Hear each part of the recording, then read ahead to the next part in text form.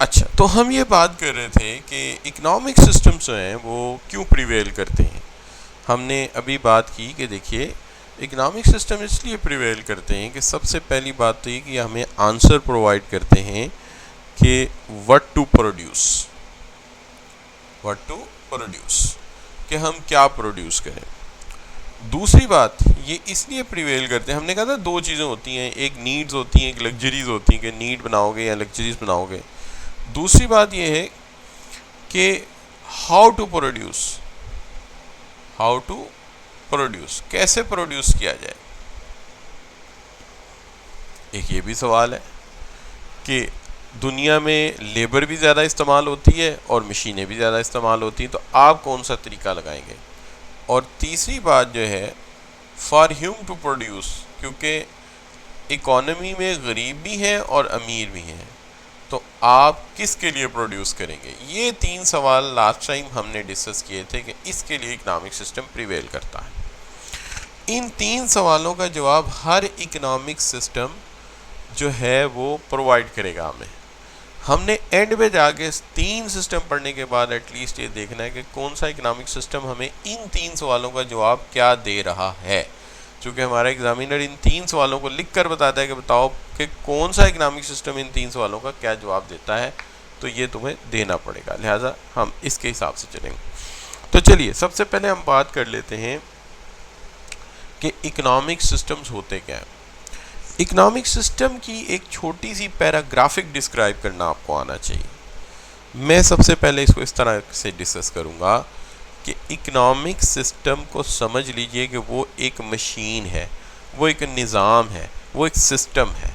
मैं रिपीट करता हूँ, वो एक मशीन है, वो निज़ाम है, वो सिस्टम है, वो प्रोसेस है, जिसके अंदर एक तरफ इनपुट जा रही है, दूसरी तरफ आउटपुट आ रही है। एक ऐसा निज़ाम है, एक ऐसा सिस्टम है, एक ऐसी मशीन है जिसके एक तरफ इनपुट जा रही, दूसरे से आउटपुट आ रही। अब दुनिया की हर मशीन में ऐसे ही होता है जी, दुनिया की हर मशीन में ऐसे ही होता है। लेट से एक पल्प मशीन है, एक तरफ से फ्रूट जा रहा है, दूसरी तरफ से का पल्प बन के आ रहा है। फोटोकॉपियर मशीन है, कागज़ जा रहा है, तस्वीर जा रही है, फोटोकॉपी आ रही है। तो दुनिया की हर मशीन जो है वो इसी तरह काम करती है।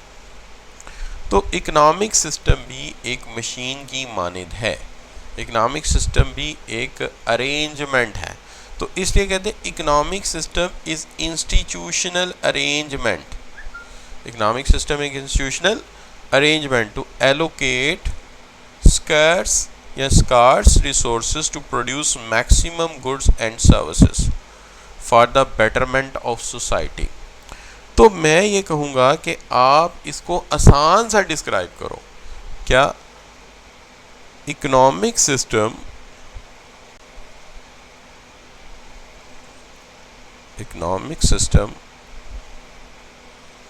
take factors of production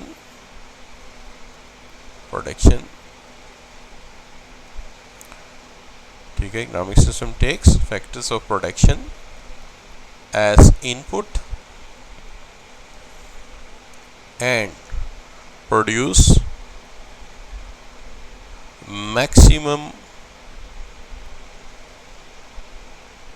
goods and services for society। Economic system input के तौर पे लेता है फैक्टर्स ऑफ प्रोडक्शन को। उसके अंदर लैंड है, लेबर है, कैपिटल है, कि एक तरफ से economic system land, labour, capital और एंटरप्रेन्योरशिप को लेता है एज एन इनपुट।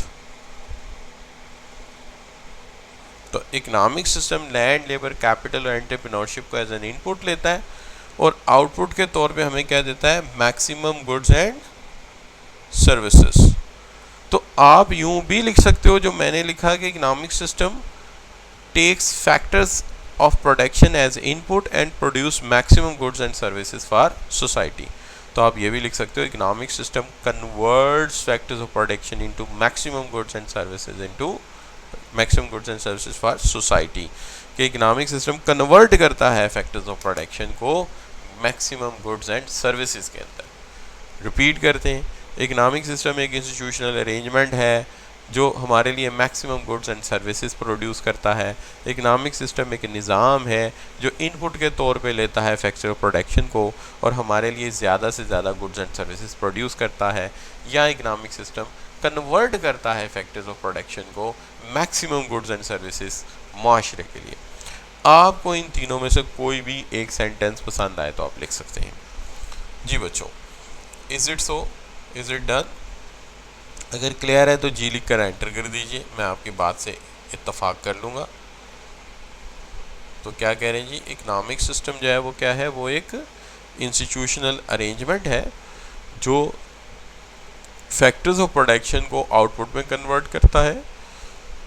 ये इकोनॉमिक सिस्टम एक निज़ाम है जो इनपुट फैक्टर्स को आउटपुट में कन्वर्ट करके मैक्सिमम गुड्स एंड सर्विसेज बनाता है। आप इसमें से जो चाहें लिख सकते हैं।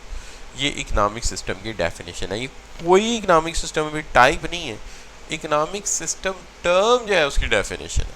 The term economic system is being defined like this. ठीक है जी, जस्ट अ मिनट।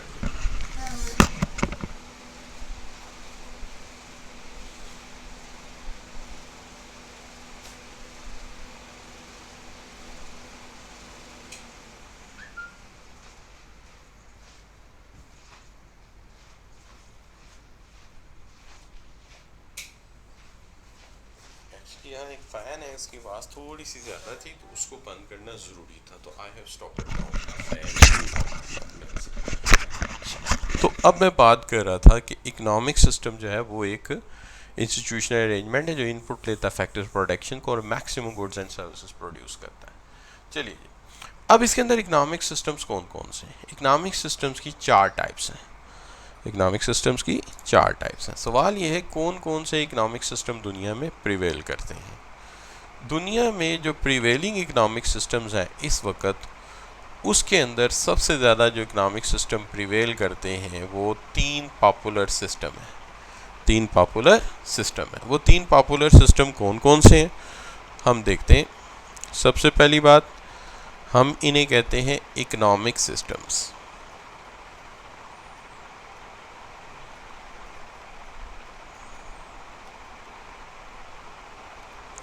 ये सिस्टम्स जो हैं ये 4 तरह के हैं। इसके अंदर एक सिस्टम वो है जिसको हम कहते हैं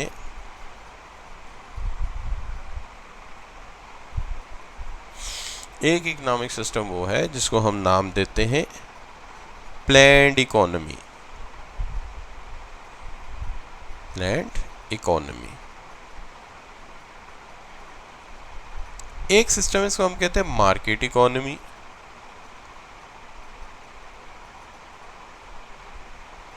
और एक सिस्टम ऐसा है जिसे हम कहते हैं मिक्स्ड इकोनॉमी। और एक दायमी सिस्टम है जिसको इंसान ने नहीं बनाया, अल्लाह रब्बुल इज़्ज़त ने बनाया। हम इसे कहते हैं इस्लामिक इकोनॉमी।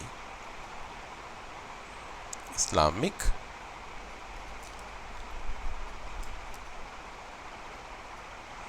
इकोनॉमी। ये 4 सिस्टम हैं जो दुनिया में एग्जैक्ट शक्ल में नहीं, किसी ना किसी हालत में थोड़े बहुत प्रिवेल करते हैं। शुरू कहाँ से कर रहे हैं? शुरू कर रहे हैं प्लैन्ड इकोनॉमी से। ज़रा सोचिए एक ऐसी इकोनॉमी हो जहाँ पे मैं और आप हुकूमत के मुलाजिम हों, यानी we all are public servants. हम सारे के सारे पब्लिक सर्वेंट हों और खुराक प्रोवाइड करना, रोज़गार प्रोवाइड करना सब हुकूमत की ज़िम्मेदारी। फैक्ट्रियाँ, मकानात, गाड़ियाँ सब रियासत की मिल्कियत है। किसी फ़र्द के पास अपनी ज़ाती कोई चीज़ नहीं, ना मोटरसाइकिल, ना गाड़ी, ना मकान, कोई चीज़ अपनी नहीं, हर चीज़ रियासत की। तो हम ऐसे इकोनॉमिक सिस्टम को एक प्लैन्ड इकोनॉमी कहेंगे। तो ऐसी सूरत में जबकि हमारा अपना कुछ भी नहीं है, हमें सिर्फ रियासत ने मुलाजिम रखा हुआ है, हम इसे कहते हैं ये प्लैन्ड इकोनॉमी। दुनिया में ये इकोनॉमी प्रिवेल की 1970s के करीब शुरू हुई सॉरी 1870 से करीब शुरू हुई और बहरहाल 1980 तक तकरीबन 100 साल तक ये इकॉनमी रही सोवियत यूनियन में। इस इकॉनमी का निज़ाम कैसा था इसके ऊपर बात करते हैं। प्रिवेल का मतलब ये है कि अब ये दुनिया में असल हालत में मौजूद नहीं है। इस वक्त ये निज़ाम जो है ये शुमाली कोरिया नॉर्थ कोरिया में प्रिवेल करता है, ठीक है जी। तो ये नॉर्थ कोरिया में इस वक्त भी प्रिवेल करता है। अच्छा, अब बात आ जाती है कि type of economy in which N economic system, एक ऐसा इकोनॉमिक सिस्टम, याद रहे इकोनॉमिक सिस्टम की एक ही डेफिनेशन होगी, वर्ड एक ही फिक्रा याद करना है और मैंने उसी में रद्दो बदल करते जाना है। तो याद कर लेते हैं, an economic system in which resources are allocated, ठीक है जी, रिसोर्सेज आर एलोकेटेड, बल्कि इसको थोड़ा सा चेंज कर देता हूँ ताकि फिक्रा थोड़ा सा और आसान हो जाए। तो मैं इसे कर देता हूँ एलोकेटेड, रिसोर्सेज आर एलोकेटेड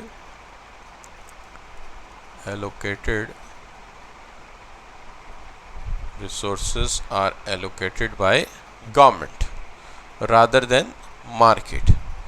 इसमें रिसोर्स एलोकेशन जो है वो कौन करता है?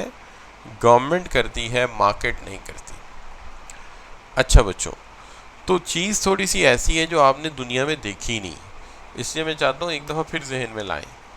मैं और आप कौन है? मैं और आप रियासत के मुलाजिम हैं। रियासत हमें जॉब भी देगी, रियासत हमें बेसिक नीड्स भी प्रोवाइड करेगी और स्टेट ही हमें सारी गाड़ी घर वगैरह अता करेगी। तो ये इसको हम कहते हैं ये प्लान्ड इकोनॉमी है। तो सबसे पहले आपको ये पता चला बच्चों कि प्लान्ड इकोनॉमी क्या होती है। हमारा कुछ नहीं है, वी हैव नथिंग, हमारे पास कोई चीज़ नहीं है। हम दुनिया में आए हैं और हम रियासत की मिल्कियत है। रियासत हमें घर भी देगी, गाड़ी भी देगी, स्कूल भी देगी, कॉलेज भी देगी, मकान भी देगी, हर जिम्मेदारी रियासत की है। कुछ बात समझ आइए बच्चे? जी अली जैन, कैसा निज़ाम है? हर बंदा सरकारी मुलाजिम, कोई प्राइवेट फैक्ट्री नहीं, कोई प्राइवेट मकान नहीं, कुछ अपना नहीं है, सब कुछ किसका है? स्टेट का है। हम क्या है? हम स्टेट के मुलाजिम हैं। वो हमें एक फैक्ट्री में बुलाएंगे, काम करो, शाम को राशन कार्ड दे देंगे, जाओ जाके खाना वाना ले लो, हम खाना ले लेंगे या महीने का इकट्ठा राशन दे देंगे हमें। This is what the system is, ठीक है। तो ये रशिया में हुआ और अभी भी नॉर्थ कोरिया में ऐसे ही काम चल रहा है, ठीक है जी। अभी भी नॉर्थ कोरिया में ऐसे ही काम चल रहा है कि किसी बंदे के पास कोई मलकियत नहीं है। अच्छा, उनका निज़ाम क्यों ऐसा बना? निज़ाम इसलिए इस तरह का बन गया कि वो ये सोचते हैं कि जब हम किसी को मालिकाना हकूक़ पे गाड़ी, मकान या कोई चीज़ देते हैं तो वो दूसरों को एक्सप्लॉइट करता है, दूसरों को मिसयूज़ करता है, मुआशरे में गलत ट्रेंड फैलाता है। लिहाजा किसी की कोई मलकियत नहीं, हर चीज़ मुआशरे की है, तुम इस्तेमाल करो और जब हमारा दिल चाहेगा हम तुमसे वापस लेके दूसरी दे देंगे तुम्हें, ठीक है जी बच्चे? कोई बात समझ आई? जी इकबाल, तमाम बच्चे लिखें कि समझ आई है तो फिर बात आगे चलेगी कि जी अब बात समझ आई है कि ज़्यादा बड़ी बात नहीं है यार। समझो मैं भी गवर्नमेंट मुलाजिम हूँ, आप भी गवर्नमेंट मुलाजिम हैं, बस गवर्नमेंट ने हमें तनख्वाह देनी है और गवर्नमेंट ने हमसे काम लेना है। कोई प्राइवेट कारोबार है ही नहीं, तमाम कारोबार गवर्नमेंट चलाती है, तमाम कारोबार दुनिया, ट्रैक्टर, गाड़ी, हर चीज़ गवर्नमेंट बना रही है, फैक्ट्रियाँ गवर्नमेंट की हैं, मालिक ही गवर्नमेंट है, हर घर की, हर फैक्ट्री की, हर मकान की, हर खेत की मालिक गवर्नमेंट है, ठीक है जी। अच्छा, अब यहाँ पे फिर क्या होगा? जब सारा कुछ ही गवर्नमेंट का है तो एक ऐसा इकोनॉमिक सिस्टम जहाँ पे रिसोर्स एलोकेशन कौन करेगा? फिर शाबाश, who is going to do the resource allocation? कौन रिसोर्स एलोकेशन करेगा बच्चों? गवर्नमेंट करेगी, चूँकि मालिक ही वो है, हम तो सारे मुलाजिम हैं। तो all in all is the state. So therefore an economic system where resource allocation या resources are allocated by government rather than demand and supply. यहाँ कोई डिमांड एंड सप्लाई नहीं है, यानी मार्केट नहीं है, यहाँ डिमांड सप्लाई नहीं है, यहाँ जो कुछ है वो गवर्नमेंट है। तो ये फिक्रा याद रहेगा आपको? डन हो गया। अच्छा चलिए, अब जैसे ही आगे चलेंगे सबसे पहले आपसे यही सवाल पूछ लेते हैं, which of the following is not a basic question of economic system? इसमें से कौन सा जो सवाल है जो बेसिक इकोनॉमिक सिस्टम का नहीं है? मैं बता देता हूँ, व्हाट विल प्रोड्यूस हमने पढ़ा था, ठीक है जी। अच्छा, हमने फॉर ह्यूम टू प्रोड्यूस ये भी पढ़ा था। तो हु विल प्रोड्यूस यानी टेक्निक क्या होगी, ये सवाल पता नहीं क्यों एग्जामिनर ने ऐसे कोड कर दिया, ये नहीं पढ़ा था वेयर इट विल प्रोड्यूस, ये इसका हिस्सा नहीं था। तो जो ऑकवर्ड क्वेश्चन है उसके अंदर बी क्वेश्चन जो है वो ऑकवर्ड है, ये हमने नहीं पढ़ा था। अच्छा, अब फीचर ऑफ प्लान्ड इकोनॉमी की तरफ चलते हैं, इसके फीचर क्या है। अच्छा, फीचर पढ़ेंगे तो जो बातें मैंने सारी स्टोरी में बताई हैं वो आपको पता चल जाएंगी। Resources are considered to the collective own by society. Resources सारे के सारे किसकी मिल्कियत है, मुआशरे की। यानी हम तो रियासत कह रहे हैं ना, वो रियासत थोड़ी मानेंगे, वो ये कहेंगे कि ये मकान ये घर, मैं कह रहा हूँ किसी की मिल्कियत नहीं, वो ये नहीं कहेंगे, वो कहेंगे ये हम सब की मिल्कियत है, ये हम सब की मिल्कियत है। जैसे हम सड़क के बारे में कहते हैं, अपना कोई रोड है, हम कहते हैं ये रोड किसी की मिल्कियत नहीं, ये तो मुआशरे का है। इसी तरह वो कहते हैं यहाँ हर चीज़ ही मुआशरे की है।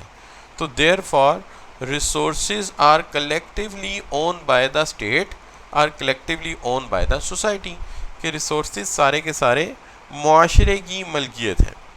दूसरी बात, तो फिर कौन डिसाइड करता है कि कितनी गुड्स बनानी है, किस शक्ल की बनानी है, किस क्वालिटी की बनानी है। तो उसके लिए उन्होंने एक बोर्ड बनाया हुआ है, उसको वो कहते हैं सेंट्रल प्लानिंग बोर्ड। तो सेंट्रल प्लानिंग बोर्ड फैसले करता है कि क्या प्रोड्यूस करना है, कैसे प्रोड्यूस करना है, किसके लिए प्रोड्यूस करना है। ये बोर्ड के अंदर बड़े बड़े ब्यूरोक्रेट बैठ जाते हैं और वो फैसला करते हैं कि हमें क्या बनाना चाहिए, हमें किस तरह बनाना चाहिए और किसके लिए बनाना चाहिए, ठीक है। अच्छा, फिर उसके बाद प्रोडक्टिव रिसोर्सेज हैं वो मलकियत किसकी हैं, रियासत की, ठीक है। State decide how they should be used, even allocation of houses, आपके घरों की एलोकेशन, कि हो सकता है मुझे बड़ा घर दे दें, आपको छोटा घर दे दें, या आपको बड़ा घर दे दें मुझे छोटा दे दें, ये उनकी मर्जी। कार है, हो सकता है मुझे कार छोटी दे दें, आपको बड़ी दे दें, हैं जी। तो this is all done by state through planning, ये सारा मामला स्टेट करती है और इसके लिए बाकायदा उन्होंने प्लानिंग की होती है कि हम बशीर साहब पढ़े लिखे हैं, इनको बड़ी गाड़ी दे देते हैं, इन्होंने 3-4 सब्जेक्ट में मास्टर्स भी किया हुआ है, ठीक है, और इनके बीवी बच्चे भी, इन्होंने शादी भी की हुई है, तो इनको बड़ी गाड़ी दे देते हैं। और ये जो है अहमद इकबाल, नाजिश है, मोहम्मद अली है जी, रहीन है, हुज़ैफ़ा है, इनको छोटे छोटे भी कमरे दे देते हैं अटैच बाथ के साथ, चूँकि अभी ये छोटे बच्चे हैं, अभी इन्होंने सीए नहीं किया। तो रियासत इस तरह से एलोकेशन करती है। बशीर साहब को होंडा सिविक दे देते हैं, इन सारे बच्चों को स्कूटर दे देते हैं। तो रियासत इस तरह से एलोकेशन करती है प्लानिंग के साथ, ठीक है जी। अच्छा, उसके बाद फिर resources are allocated through administrative system, जाहिर है जहाँ ब्यूरोक्रेसी होगी वहाँ सिस्टम तो होगा, तो वो एडमिनिस्ट्रेटिव सिस्टम के तहत एलोकेट करते हैं जी। How much goods are produced, how much goods are services to produce, के कितनी गुड्स और सर्विसेज प्रोड्यूस करनी है, ठीक है जी। अच्छा, तो अब ज़रा रिपीट करते हैं। पहली बात ये कि कोई चीज़ किसी की मलकियत नहीं है, तमाम चीज़ें मुआशरे की इज्तमाई मलकियत है, पहली बात। दूसरी बात, क्या बनाना है, कैसे बनाना है, ये फैसला सेंट्रल प्लानिंग बोर्ड करेगा, और तमाम लोगों को गाड़ियाँ, घर और उनकी जो भी एसेट्स की ज़रूरत है, चीज़ों की, वो अशिया प्रोवाइड करेगा ये रियासत। एक एडमिनिस्ट्रेटिव सिस्टम जो है वो सारे के सारे निज़ाम को चलाएगा। तो बच्चों यहाँ तक बात समझ आई है? समझ आई है तो जी लिख कर एंटर कर दें। वैसे 1 मिनट के लिए तो आप भी स्टंड हो गए, या अल्लाह ये तो बड़ा अच्छा निज़ाम है, काश हम भी इसमें होते। यानी कोई काम हमने सिर्फ जाके जॉब करनी है, घर भी मिलेगा, गाड़ी भी मिलेगी, कोई बंदा बेरोज़गार ही नहीं होगा, है जी। तो सारों ने कहा होगा यार ये तो बड़ा अच्छा निज़ाम है ना। अच्छा चलें, एनीवे, तो वैसे इस्लामिक इकनॉमिक सिस्टम में भी ये सारी सहूलियात मिलती हैं अगर प्योर इस्लामिक इकनॉमिक सिस्टम हो। अच्छा, तो यहाँ तक बच्चों बात हो गई। अच्छा, अब एक सवाल आपसे करते हैं। जब बेनज़ीर भुट्टो आई ना, तो बेनज़ीर भुट्टो आई है the first time in the rule in Pakistan in I think 1988 में। तो 1988 में मैं एक इकोनॉमिक प्लान पढ़ रहा था, तो उसके अंदर उन्होंने रशिया, जहाँ पे प्लान इकोनॉमी थी, वहाँ से इंपोर्ट किए थे ट्रैक्टर। वो ट्रैक्टर कहलाते हैं बेलारस, उसके ऊपर यूँ लिखा होता है बेलारस ट्रैक्टर, URUS, उसको बेलारस कहते हैं। ये सिंध सारे में ये वाला ट्रैक्टर यूज़ होता है, आपने शायद कहीं देखा हो। तो ये उन्होंने इंपोर्ट किए थे 1988 में। तो आप मुझे बताइए कि एक प्लान्ड इकोनॉमी में उन्होंने किसको ऑर्डर दिया होगा कि ट्रैक्टर हमें चाहिए? बताइए, वहाँ भी इंपोर्ट एंड एक्सपोर्ट होती होगी, तो किसको ऑर्डर दिया होगा? ज़रा गेस करते हैं। चलें आप लोगों की इंटेलिजेंस चेक करते हैं कि उन्होंने किसको ऑर्डर दिया होगा। जी शाबाश, बिल्कुल सही कहा। किसने कहा है? ये हूर अकबर हैं, नाजिश हैं, कि उन्होंने क्या किया, ऑर्डर जब हम प्लान्ड इकोनॉमी से इंपोर्ट एक्सपोर्ट करते थे तो हम ऑर्डर उस की जो गवर्नमेंट है या उसका जो प्लानिंग बोर्ड है उसको डायरेक्ट लेटर लिखते थे कि हमें ये चीज़ चाहिए। वो फिर उतनी चीज़ें फालतू बनाते थे। चूँकि एडमिनिस्ट्रेटिव सिस्टम के अंदर तो उन्होंने ऐसा निज़ाम बनाया होता है कि जितने लोग हैं उतनी चीज़ें बनानी है, एक भी चीज़ फालतू नहीं बनानी, रिसोर्सेज ज़ाया नहीं करने। मिसाल के तौर पे वो ये काउंट कर लेते थे कि कितने लोग हैं, जितने लोग हैं उतने शूज़ बनाने, जितने लोग हैं उतने कपड़े बनाने, कुछ थोड़े बहुत फालतू, उसके अलावा कोई चीज़ फालतू नहीं बनानी है, आपने उतने ही बनाने। लेकिन एक खराबी भी थी उसके अंदर कि वो जो चीज़ बनाते थे, मिसाल के तौर पे आप मुझे बताइए कि रियासत की फैक्ट्री शूज़ बना रही है सबके लिए, तो आपके जहन में क्या आता है कि उस मल्टीपल स्टाइल के शूज़ बनाएगी? क्या हाल है? Let think for a while कि क्या वो मल्टीपल शूज़ बनाएगी। पहला सवाल तो आंसर हो गया कि ठीक है जी, गवर्नमेंट को ऑर्डर दिया था बेनज़ीर भुट्टो ने, ठीक है। अब बात ही आ गई कि किसके लिए, तो वो सेम जूते बनाएंगे सबके लिए, वो एक जैसे जूते बनाएंगे। वो ये नहीं कि किसी के बक्कल लगा हुआ है तो किसी के लेसेस लगे हुए हैं तो किसी ने सैंडल पहनी हुई है। ये ऐसा निज़ाम नहीं कि लिबर्टी गए और जाके वहाँ पे अपनी मर्ज़ी के आपने कपड़े ले लिए, नथिंग लाइक डैट। यहाँ इम्पोरियम माल नहीं है, यहाँ पे तो सेम स्टाइल की जैकेट, सेम स्टाइल के। तो ये बड़ा ड्रॉबैक है इस निज़ाम का। अच्छा बच्चों, तो हमने क्या सीखा? हमने ये सीखा कि रिसोर्सेज माशरे की इज्तमाई मलकियत है। माशरा डिसाइड करेगा क्या बनाना है, किसके लिए बनाना है, कैसे बनाना है। गाड़ियाँ, घर, हर चीज़ की एलोकेशन वही करेंगे। जितने लोग होंगे उतने जूते, उतने कपड़े। एक एडमिनिस्ट्रेटिव सिस्टम होगा, हर साल आबादी मैयर करेंगे कितने लोग हैं ताकि ज़्यादा प्रोडक्शन ना हो। अच्छा, बल्कि स्टैटिस्टिकल डाटा वैसे ही वो हर वक्त अपडेट करते रहते हैं। तो एडवांटेजेस क्या होंगे? अब देखिए, एडवांटेजेस इसके ये होंगे कि देयर इज़ नो मोनोपली, कोई ICI नहीं, कोई प्रॉक्टर एंड गैम्बल नहीं होगा, वहाँ पे कोई पैकेजेस नहीं होगा, लिहाजा मोनोपली नहीं होगी। ना कोई शुगर माफिया होगा कि चीनी महंगी कर दे, और ना कोई सीमेंट माफिया होगा जो सीमेंट महंगा कर दे। तो यहाँ पे कोई मोनोपली नहीं है, नो मोनोपली, किसी की कोई मोनोपली नहीं है, ठीक है जी। Government has control over all factors of production, government का तमाम फैक्टर्स ऑफ प्रोडक्शन पर कंट्रोल होगा, लिहाजा मोनोपली हो ही नहीं सकती। दूसरी चीज़, यहाँ पे नो क्लास कॉन्फ्लिक्ट, ना अमीर ना गरीब, कुछ भी नहीं है, ना अमीर है ना गरीब है, nothing like gap between rich and poor, because all policies are design to bring social equality, हर बंदा बराबर है, सोशल इक्वालिटी। इवन बड़े अफसर और छोटे अफसर की तनख्वाह में थोड़ा सा फ़र्क है, तो यहाँ हर बंदा बराबर है, कोई गरीब नहीं, कोई अमीर नहीं, सब मुलाजिम है रियासत के। अच्छा जी, नो अनएम्प्लॉयमेंट, हर बंदे को जॉब देना किसकी जिम्मेदारी है? रियासत वक्त की जिम्मेदारी है, लिहाजा बेरोज़गारी नहीं हो सकती, ठीक है जी। अच्छा,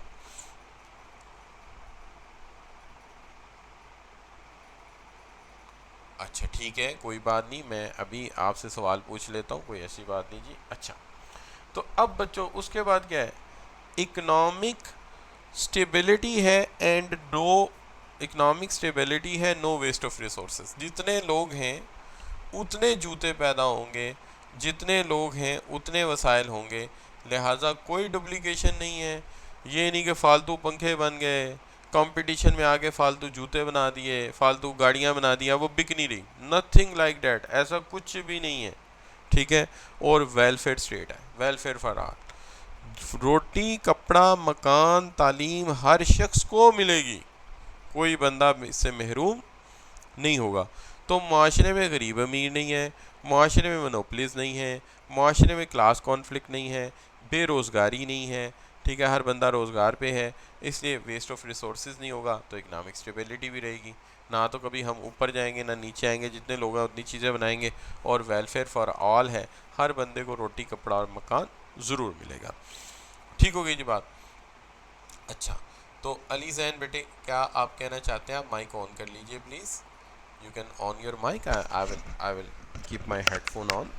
आप कीजिए बात प्लीज़, आई एम लिसनिंग। जी शाबाश।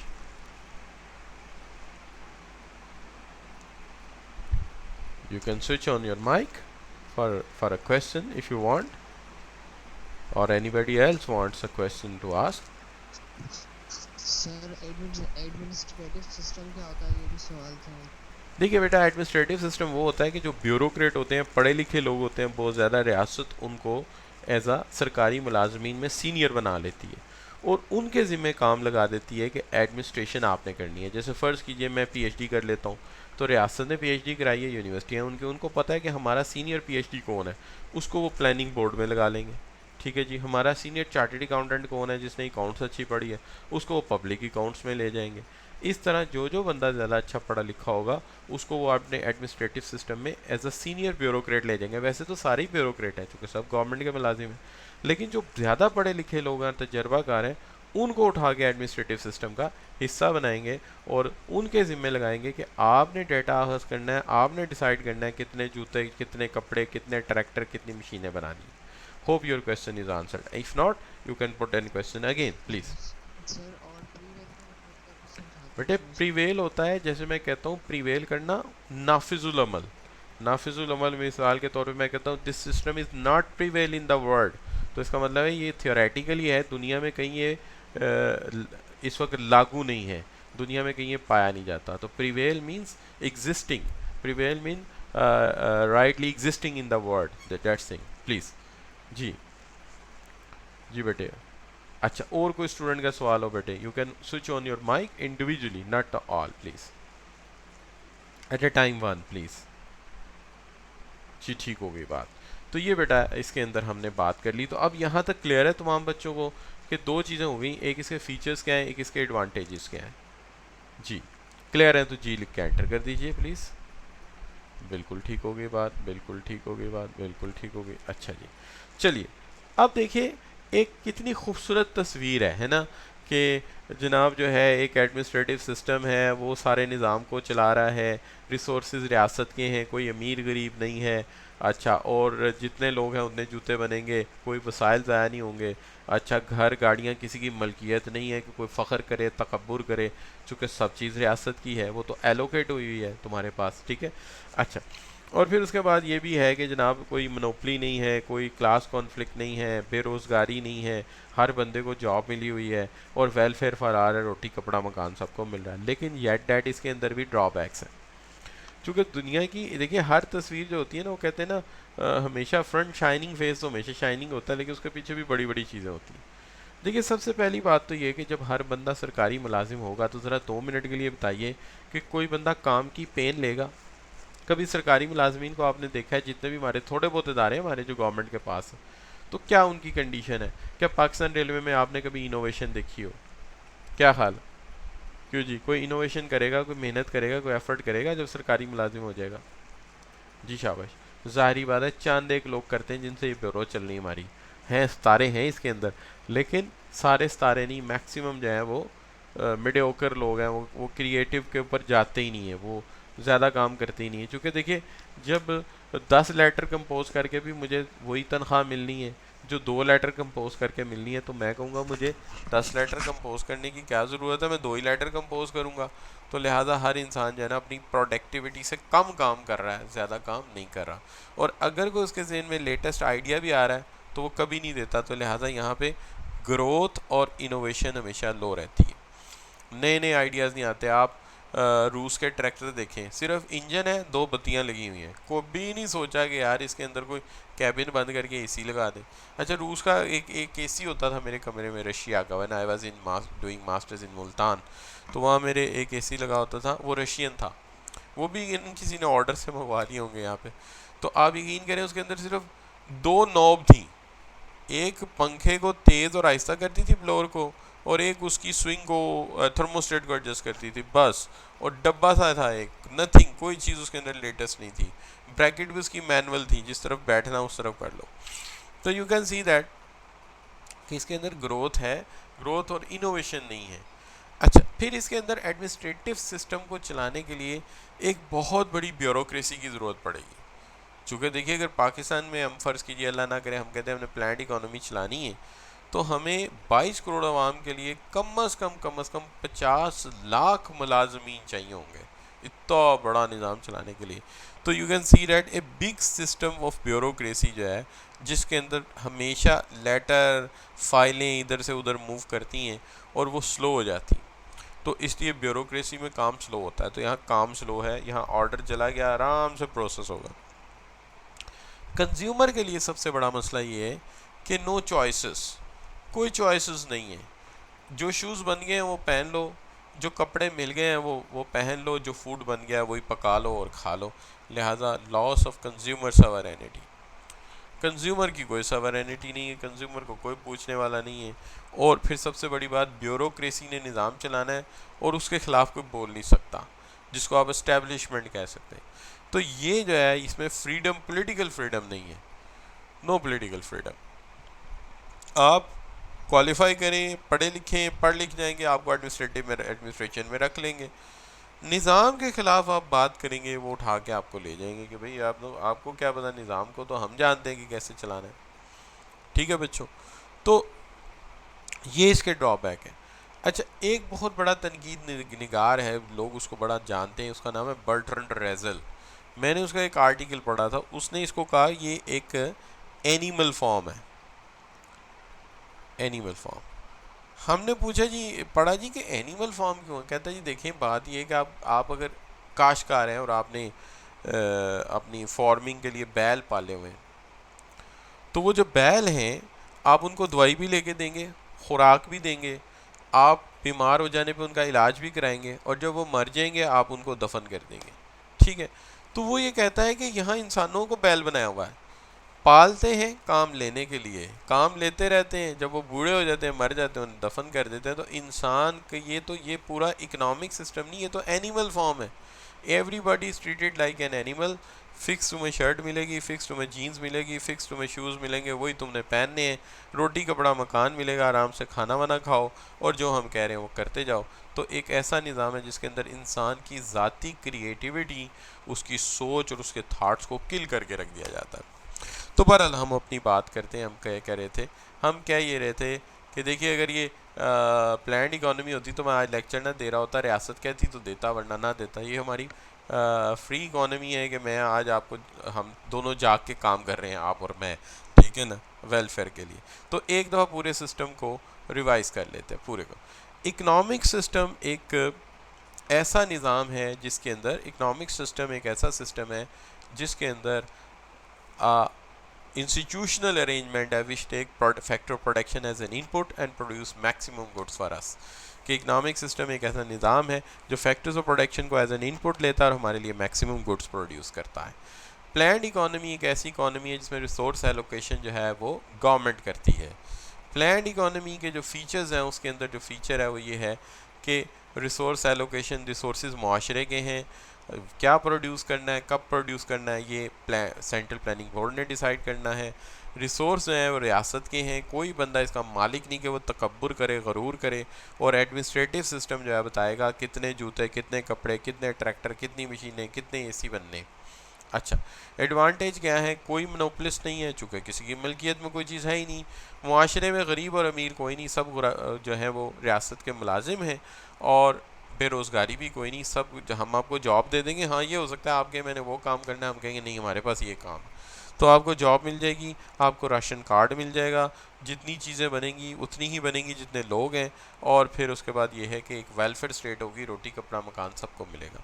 नुकसानात क्या हैं, ड्रॉबैक क्या है? ड्रॉबैक ये हैं कि इनोवेशन नहीं होगी, लोग सरकारी मुलाजिम हैं, थोड़ा बहुत काम करेंगे, घर आ जाएंगे, 3 बजे के बाद सब सो जाया करेंगे घर आके। ब्यूरोक्रेसी है, बड़ी सारी ब्यूरोक्रेसी होगी, फाइलें स्लो जाएंगी, आराम से काम हुआ करेगा, साल हर साल लग जाएंगे जैसे ब्यूरोक्रेसी में होता है जी। अच्छा, जैसे हमारे बचपन में ना PTCL जो था वो भी गवर्नमेंट के कंट्रोल में था, तो मैंने छठी क्लास में जो फाइल जमा कराई थी टेलीफोन की, तो जब मैंने मास्टर्स किया था उस दिन लगा था फ़ोन, यानी 11 या 12 साल बाद। अच्छा, नो चॉइसेस, यहाँ कोई चॉइसेस नहीं होंगी, जो रियासत ने दे दिया वही पहनना है, वही खाना है आपने, और आपको सियासी आज़ादी नहीं हो सकती, आपको बात नहीं कर सकते। तो ये बच्चों निज़ाम।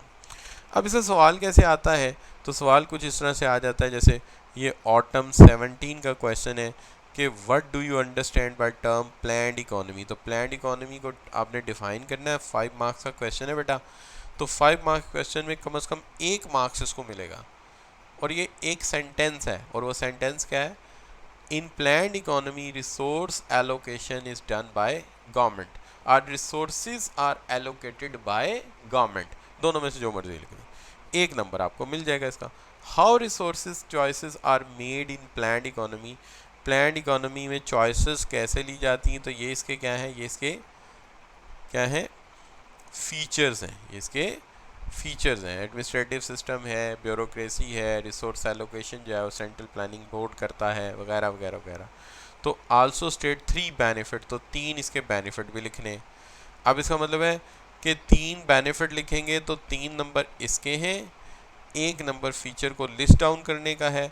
तो क्वेश्चन खासा बड़ा है साइज़ में, यही मामला है कि इसको जस्टिफाई कैसे करेंगे। तो मेरे नज़दीक आप एक सेंटेंस लिखेंगे कि planned economies an economy in which resources are allocated by government. Feature आप इकट्ठे एक ही पैराग्राफ में लिख देंगे, यानी 2 से 2.5 या 3 लाइन में, कि one is a planning board who is having an administrative system, resources are allocated by the planning board, and this is whole done by the uh, administrative system, and you go through that कि people are not owning anything। benefits में आप लिखेंगे no class conflict, ना अमीर है ना गरीब है। आप ये लिख सकते हैं कि देर इज़ नो अनएम्प्लॉयमेंट, कोई अनएम्प्लॉयमेंट नहीं है, and basic needs are protected, roti kapda and मकान हर एक को मिलेगा। तो इस तरह से आप इसको कंप्लीट कर सकते हैं। ठीक हो गया बच्चों? अच्छा, तो यहाँ तक बच्चों कोई चीज़ मुश्किल तो नहीं है, क्लियर है?